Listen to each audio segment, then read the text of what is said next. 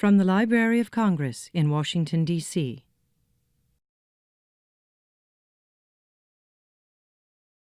It gives me great pleasure today to introduce someone who brings history to life, James Swanson. James's books are fast-paced, scrupulously researched, and very compelling. He is the author of many biographies and histories, mostly for adults. In fact, he's spoken before in the festival's adult pavilions, but we are lucky to have him today in the teen tent. And he's going to be talking about his new book, The President Has Been Shot, The Assassination of John F. Kennedy. In 2009, I was in the audience when James spoke about his nonfiction teen book, Chasing Lincoln's Killer. He talked about the 12-day hunt for those who murdered Lincoln. And he talked about the mistakes and surprises that occurred during the hunt and the diligence of the law officers. His talk and his book kept us gripped by suspense. The book went on to become a critically acclaimed bestseller. And now James is back to explore another charged event in American history, an event that changed our country, the assassination of President John F. Kennedy 50 years ago. This book promises the same intrigue, suspense, and historical surprises as his book about Lincoln. So if you could join me in welcoming James Swanson.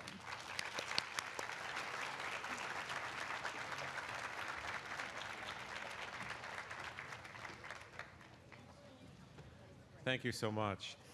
I recognize some of you from other events I've done at the book festival, so you know I've mostly in the past written about Abraham Lincoln, the Civil War, Jefferson Davis, and the 19th century.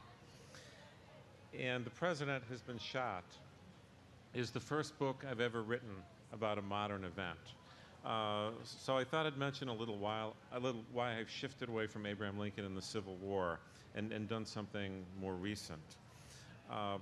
The thing about writing about 19th century events is that everybody who knew Abraham Lincoln is long dead. Everyone who knew the people who knew Abraham Lincoln is dead, and the people who knew the people who knew the people who knew Abraham Lincoln are long gone. So there's no one left alive that you can speak to and say, tell me what he was like. How did he talk? How did he move? How did he laugh? Is it true that Abraham Lincoln, who looks a little strange in photographs, in fact, Lincoln once said that he was impossibly ugly, and he never thought he looked good in pictures. People who knew Lincoln said that his eyes were like brilliant stars or flames that would ignite, that in a moment his face could go from somberness to joyous laughter.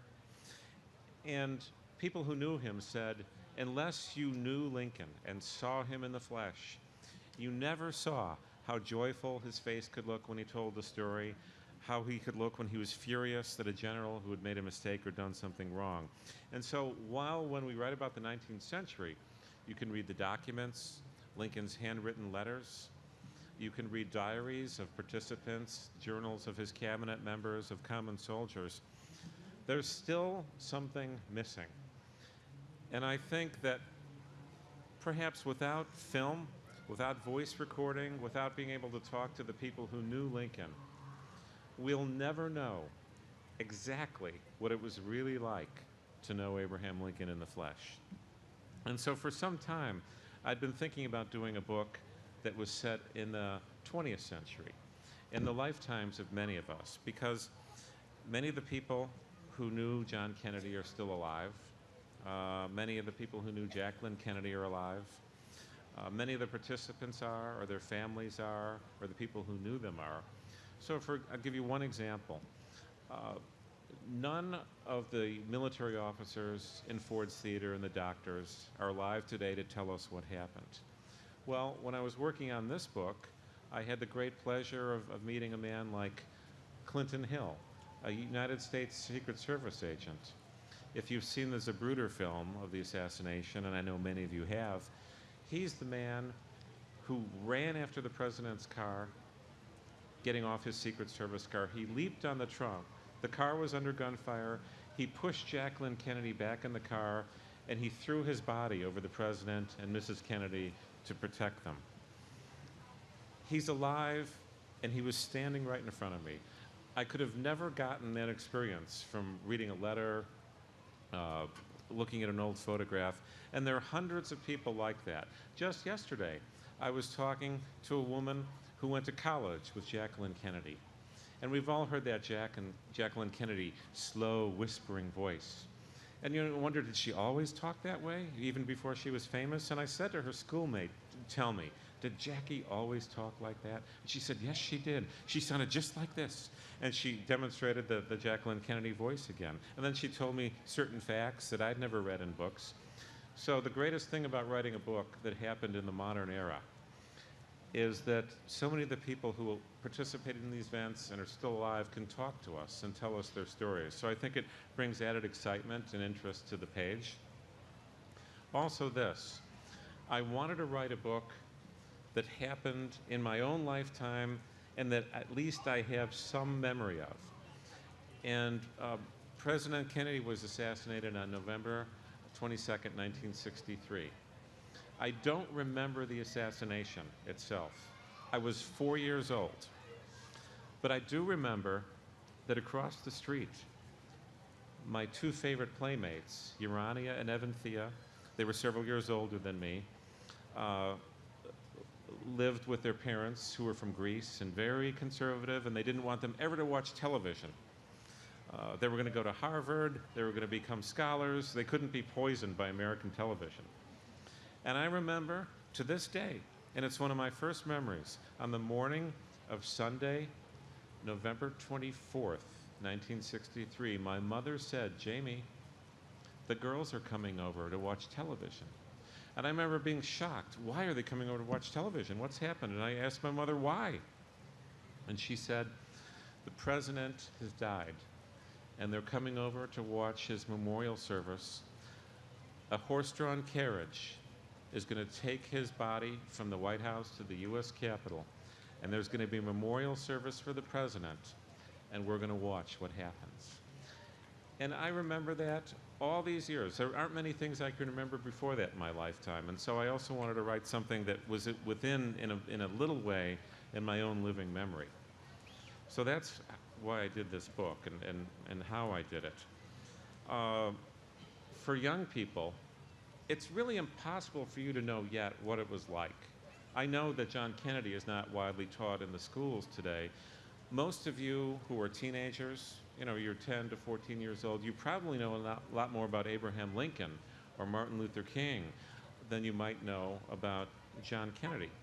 And so the challenge of writing this book was to bring that moment alive and help you feel what it was like to be alive in America in the fall of 1963.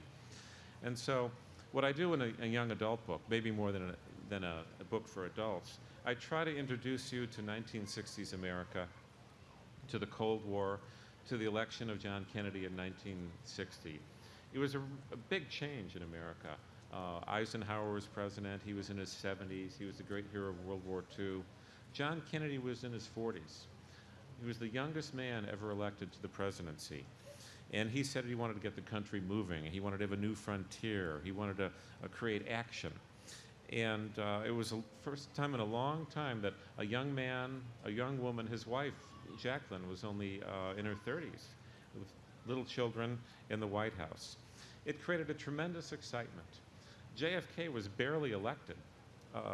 He won the election against Vice President Richard Nixon by less than 118,000 votes out of over 60 million cast.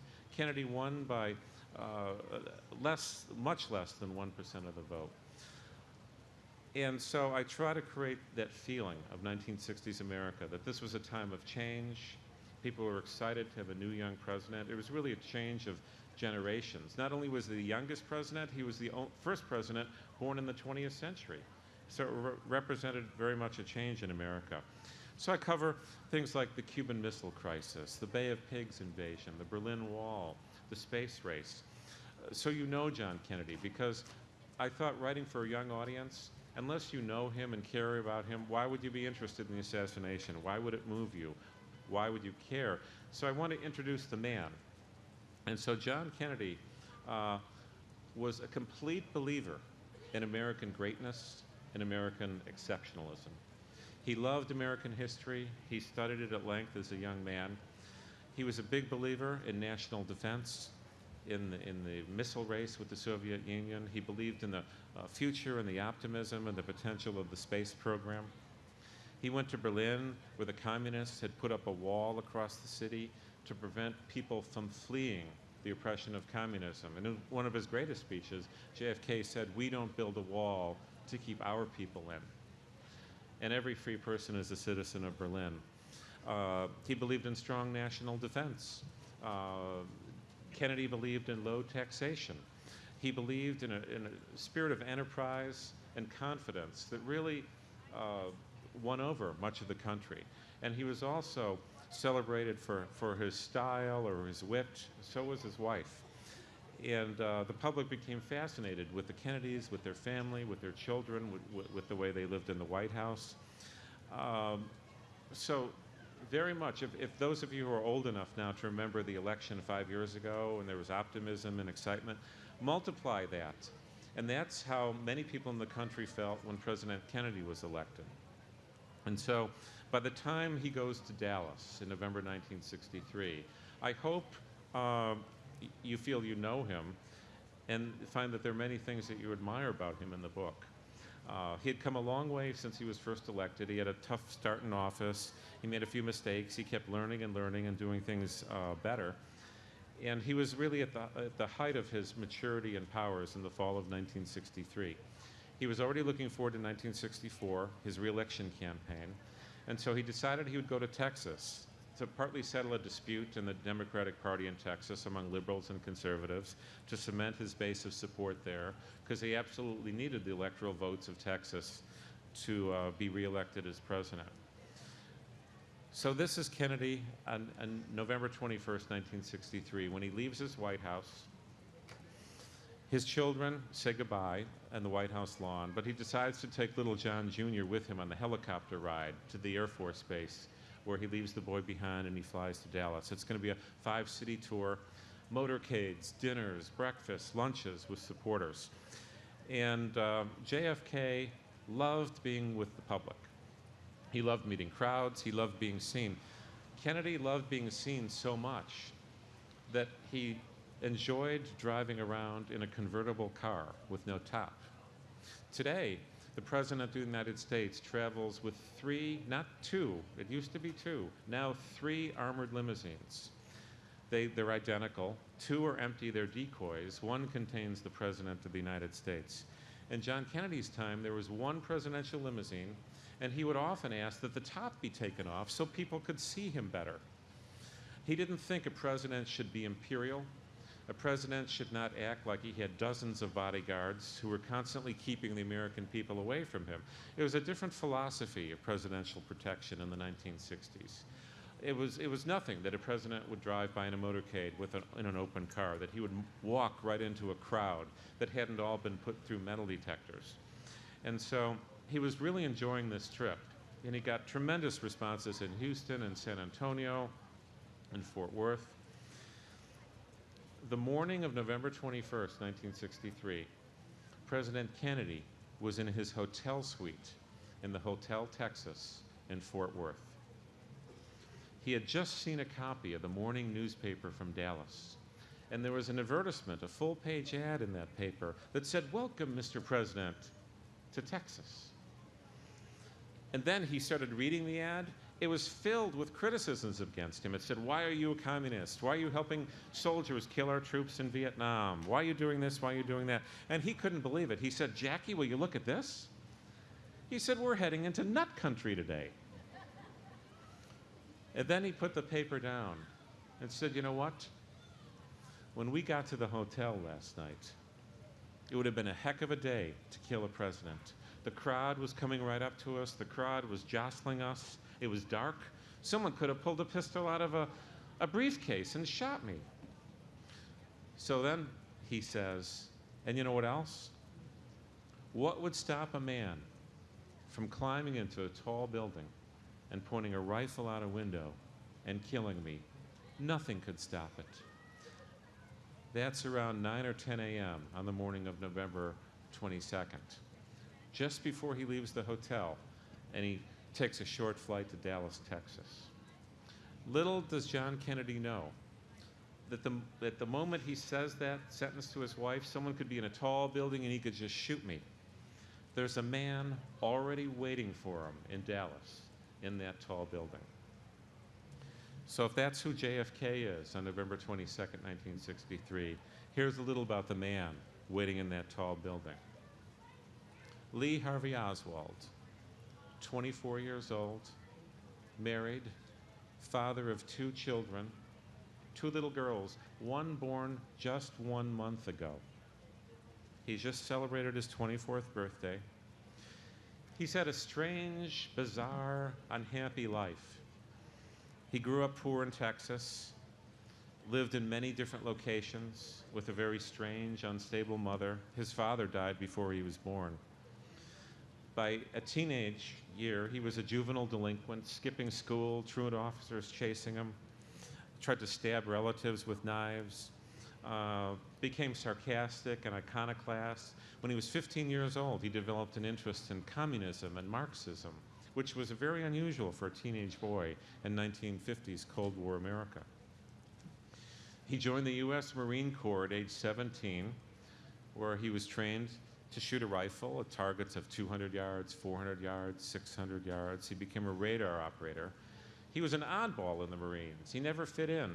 The Marines nicknamed him Dozvolkovich because he showed interest in Soviet things, which was very strange.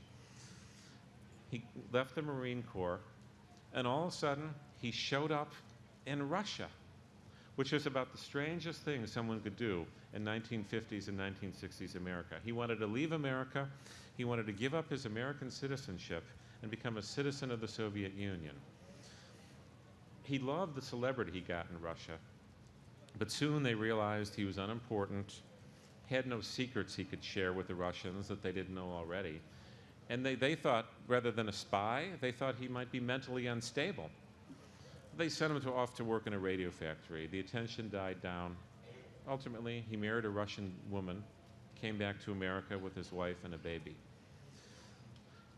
So he has a series of menial jobs in America. He's earning $1.25 an hour.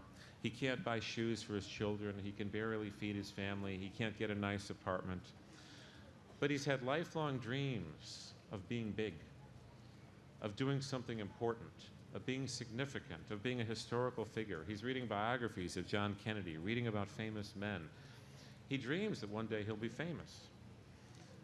He goes to New Orleans and starts handing out literature to support Fidel Castro's communist revolution.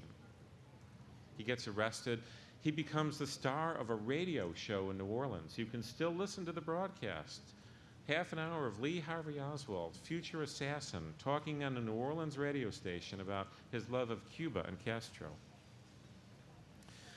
On that radio show, he didn't mention something that he had done in April 1963. And I find this is one of the things that's often left out of the story or mentioned as a footnote, but I think it's a core to what happens later. On April 10th, 1963, 7 months before Lee Harvey Oswald assassinated John Kennedy, he took his rifle, he went to the home of a United States Army general and tried to assassinate him by shooting him through the window of his library. He missed him by an inch. The bullet hit a window frame and was deflected. So 7 months before John Kennedy is assassinated, Lee Harvey Oswald experiences this important transition. Though he's been in the U.S. Marines, he's never fired a shot in anger. He's never been in battle. He's never killed a man. As far as we know, he's never done anything violent. And he orders a rifle, he stalks the general, he makes his plans, he photographs the general's house, he draws diagrams, and then he tries to murder him. He comes home that night, and he tells his wife, I just tried to kill this general. He's a fascist. He's a right-winger. He wants to oppress people. If someone had killed Hitler, the world would have been better off. I tried to kill this evil army general. And his wife says, are you insane? You can't do anything like that again. He's left her a whole notebook explaining why he did it, what she should do if he's captured. She says, you know, you got to get out of Texas. You go to New Orleans where you have family and forget this crazy stuff. But he takes the rifle with him. She moves to New Orleans with him. Often she finds him on the back porch, operating the bolt of the rifle in darkness over and over again. He'd owned the rifle for 3 weeks when he tried to kill the general. Now for months, he's sitting alone, operating the bolt of the rifle. Now they're good friends. Now they know each other well. Now he knows exactly what that bolt feels like. The more you use a particular weapon, the more familiar you are with it. Now the Oswalds are all back in Texas. 6 weeks before the president's shot, a friend of a woman he knows gets him a job in the Texas School Book Depository as an order filler. So 6 weeks earlier than November, he's filling orders. He's living in a rooming house by himself on weekdays. His wife and children are staying at a woman's house, and he visits on weekends. Around November 19th or 20th, we don't know exactly when. It depends on when Oswald read the newspapers. He usually read them a day late. He discovers that the motorcade of the President of the United States is going to drive right past the windows of the Texas School Book Depository where he works. He's written his brother recently, you got to take your chances when you get them. Oswald realizes that if he wants to, he could bring his rifle to that building and he could shoot the president. I'll leave the details for the book, but what I try to do is do a hour-by-hour, minute-by-minute, second-by-second account or countdown of what John Kennedy and Lee Harvey Oswald do on November 22nd. Even so much as shot by shot, I divide those seconds into long periods of time. So you realize it didn't have to happen that way. Oswald almost missed. He missed the first shot. The second shot that hit the president was not a fatal wound. He only hit him with the third shot. And if that didn't happen, the president would almost certainly have lived. I try to explain how Oswald escaped, how he first made his preparations to hide behind the wall of boxes, how a policeman almost caught him on the way down the stairs before he could escape the building, how coworkers were sitting in the windows one floor below him.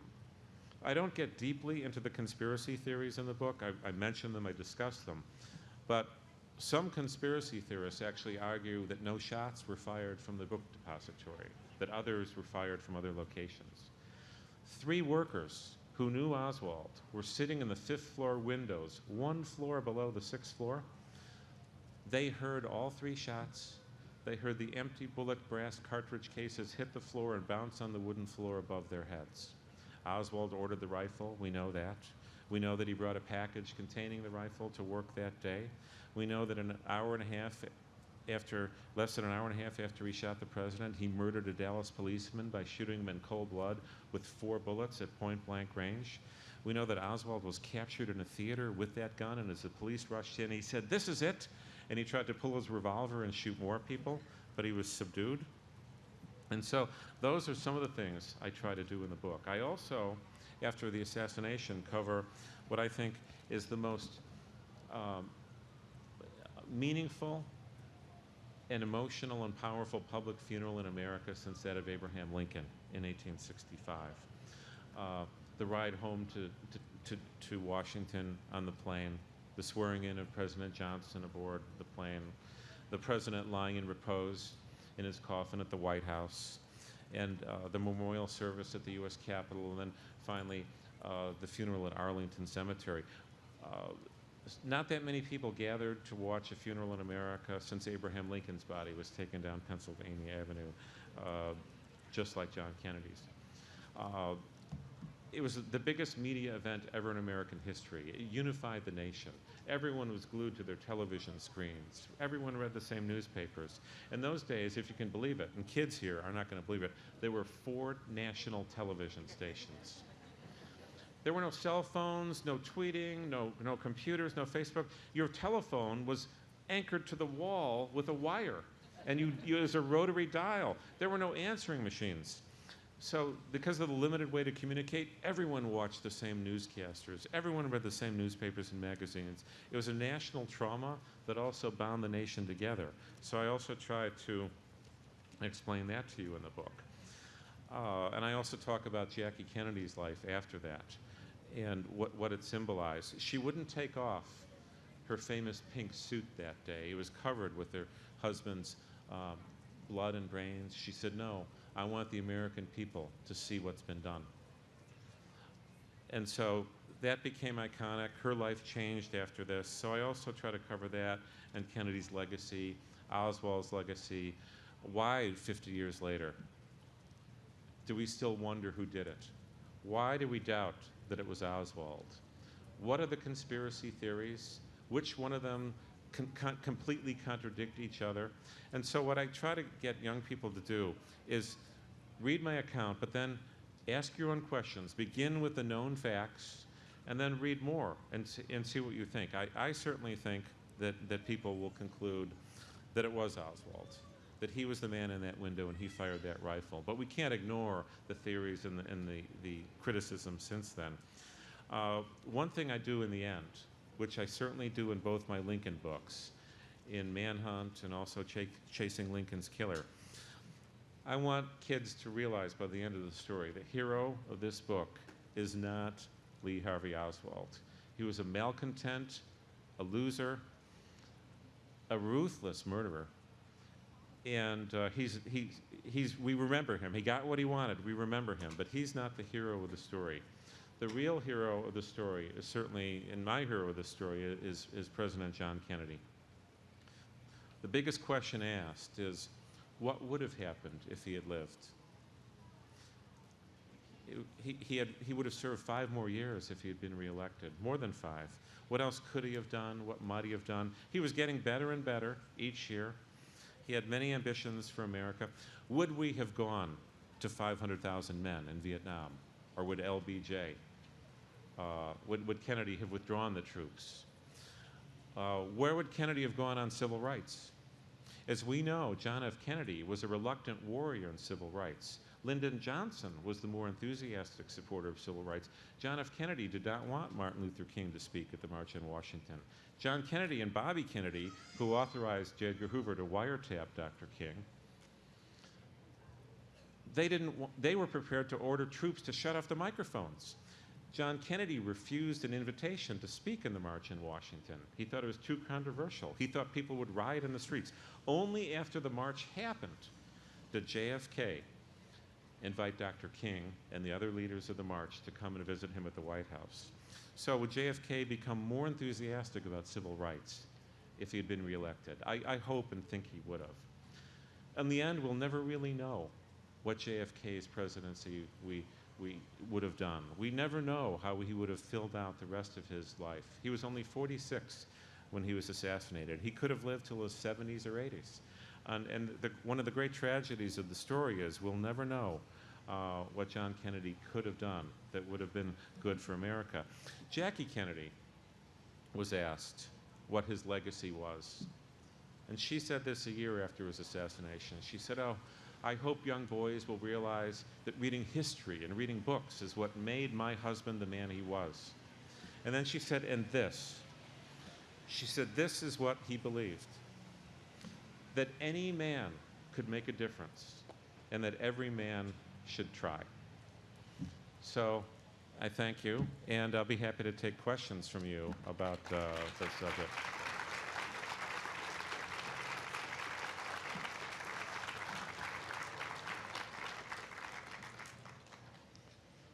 Not one question about Lee Harvey Oswald, John Kennedy, their conspiracies, or anything? Here comes someone. I'll ask a question. I'm wondering if you could tell us a little bit about what you're working on now. Can I ask my publisher, can I now say what the book is since we've agreed to do it? I'm doing a young adult book about Martin Luther King. I'm doing another young adult book about Native Americans. And I think my next adult book is about one of the most horrific and violent and bloody crimes of modern American history. So a couple of young adult books, one on Dr. King and then a crime book for adults. Yeah. I'm reading your book, Chasing Lincoln's Killer, for my English class, and I was surprised at how detailed it was, and I was just wondering how you got all those details. Well, I made them all up. I'm kidding.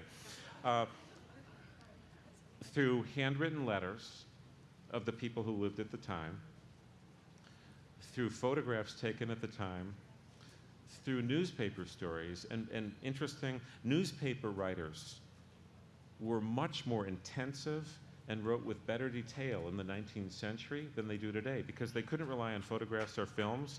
They had to write great word pictures. So some of the greatest reporters in American history wrote during the Civil War, through trial transcripts of the trials of the conspirators, through the letters of John Wilkes Booth.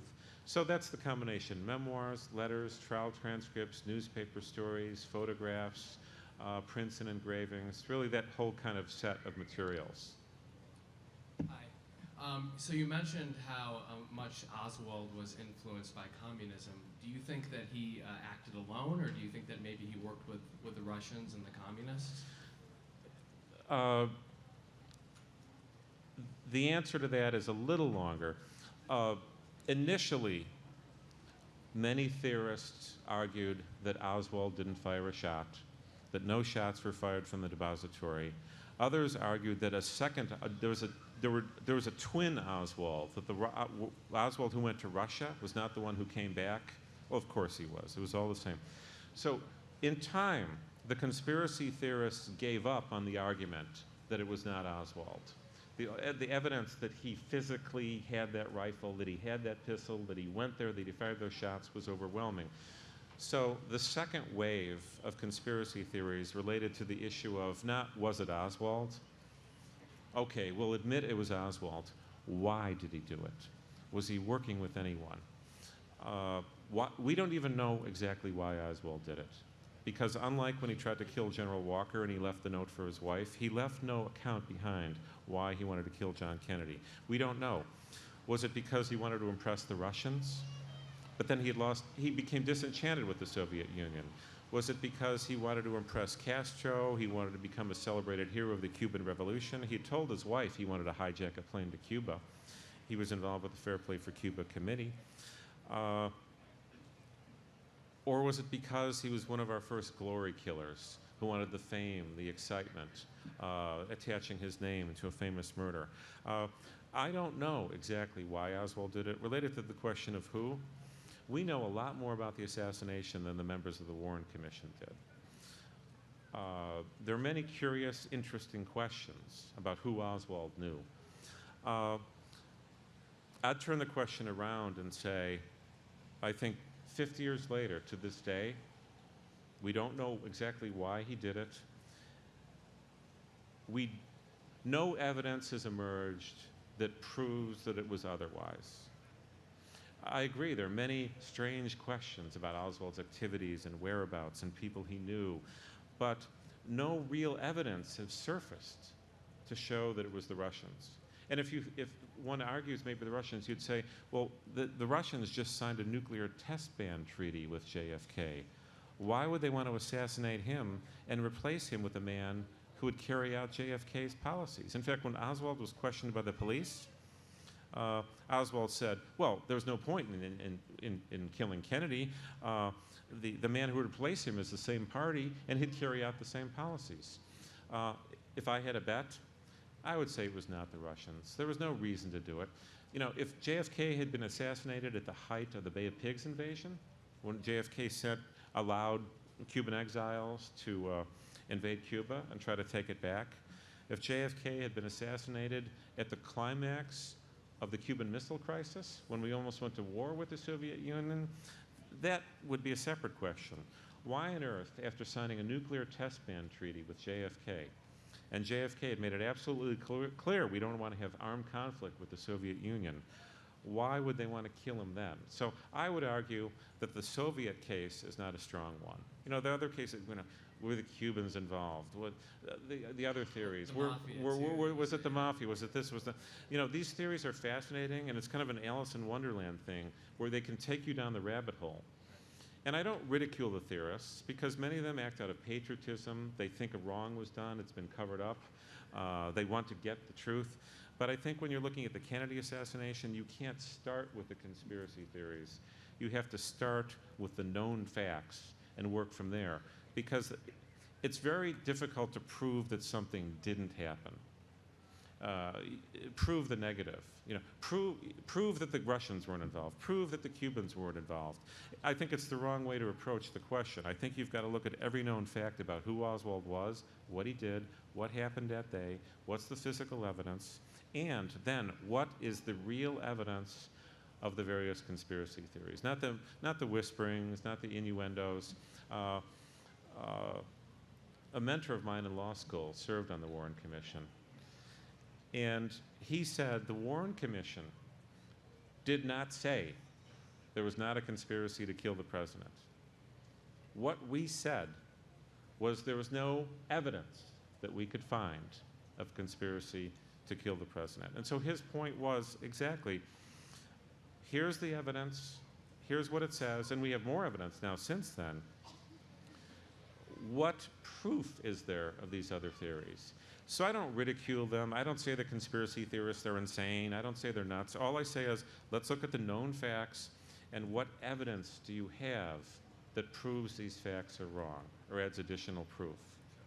Thank you. We have time for one more very quick question, then I'm afraid we'll need to wrap up. I was just wondering, that quote that you shared from the morning of the assassination where Kennedy said to Jackie how easily it would be for him to be killed. I was just wondering where you found that. Oh, the quote about JFK saying he could be killed. Couple sources. There are a few more that I don't remember at the moment, but one of the sources is Jackie Kennedy herself, who gave extensive interviews to an important journalist of the time about her recollections of everything relating to the assassination. It also comes from a book by Dave Powers and Kenny O'Donnell, two of JFK's top longtime aides, and they also confirm that the president discussed the possibility of his assassination. So there's another source too, someone else who heard it, but it partly comes from Jackie herself and from two of his top aides, one of whom was in the room when that was discussed. Thank you.